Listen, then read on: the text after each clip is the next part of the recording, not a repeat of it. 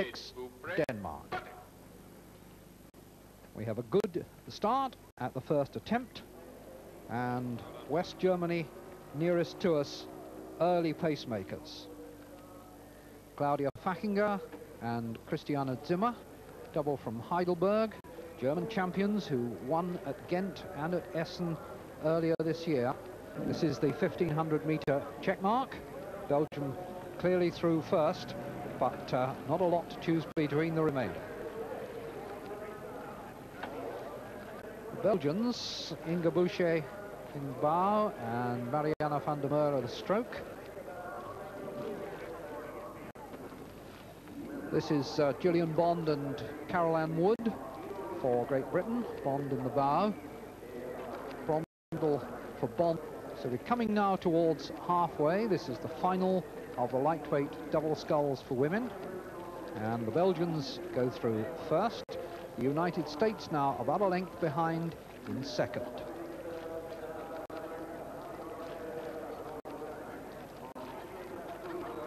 Holland third, Great Britain, both 22 years old. Good record this season. They won at Ghent and at Essen earlier in the year. Belgium still lead, but the advantage now being dramatically narrowed by a burst from the United States and indeed from Holland. United States, Chris Ernst and Carrie Beth Sands taking the lead, with Karen Hommers and Ellen Malaysia from Holland in lane 5, really giving them a race.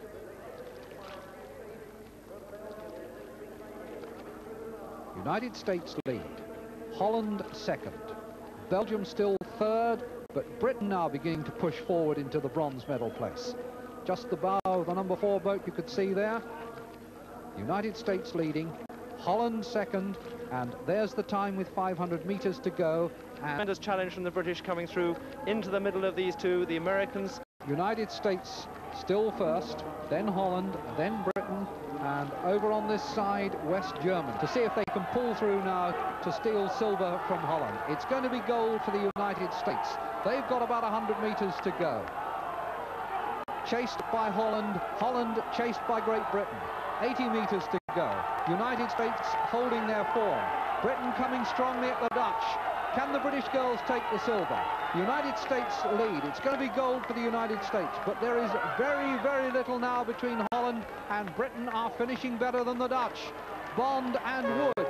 There's the gold, and I think there was silver for Great Britain and bronze for Holland, and that was a fine row and a magnificent last 500 and entitled to be pleased with their performance. Let's just look again at the finish. No doubt about the Americans, virtually a length advantage, but the other two, stroke for stroke, and my feeling is that Britain just scraped it. Chris Bailey. I think that was right. The boat surges off the finish of the stroke, and I think the British double just got there on the surge.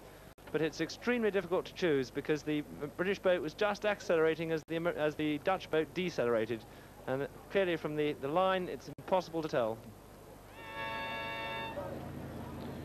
Cérémonie protocolaire de la Fédération as they come in for the medal presentation, and for Great Britain, Gillian Bond and Carol Ann Wood getting silver medals in an event where Beryl Crockford and Lynn Clark won gold last year. So that's a fine tradition check from the starter.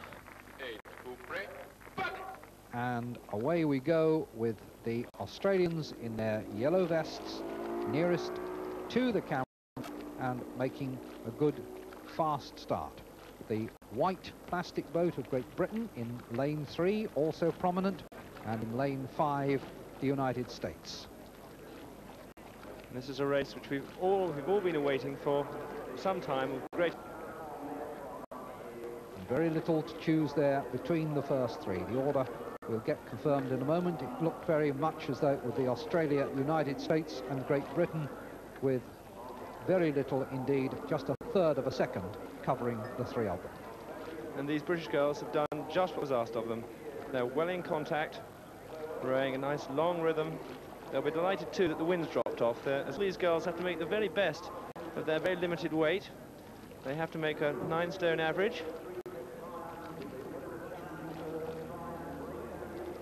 The Americans Americans pushing through at the halfway mark, trying to establish a lead. But at this stage, they're not getting further away. There's but a few feet separating those first. 1.1 seconds between first and third. The stroke, just to quicken it. And the wind, which was a strong tailwind about 20 minutes ago, has swung around a bit now. On in that third quarter, trying to get away from the British, whose final burst they'll have at least not experienced, but which they will fear, because British crew has a reputation for a fast finish, and it's going to be this last 500 meters that's going to determine the medals. The Americans have squeezed out to the best part of 3/4 of a length, and the British crew must respond if they're to have a chance of getting in front. The gold. Britain still have something to do to be sure of the silver. America home first. They take the gold. The Germans finishing faster, but the British just held on, and that's a second silver medal for Great Britain, with the bronze going to the fast finishing West Germans. I came to catching Great Britain in the battle for silver and bronze. Special round of applause for the local heroines. Jill and Hodges. Alexa Forbes first, now Jill Hodges. Linda Then Clark. Lynn Clark, whose husband Jim coaches this crew. Judith Byrne. And Judy Byrne, the stroke. Is that a smile of pleasure, or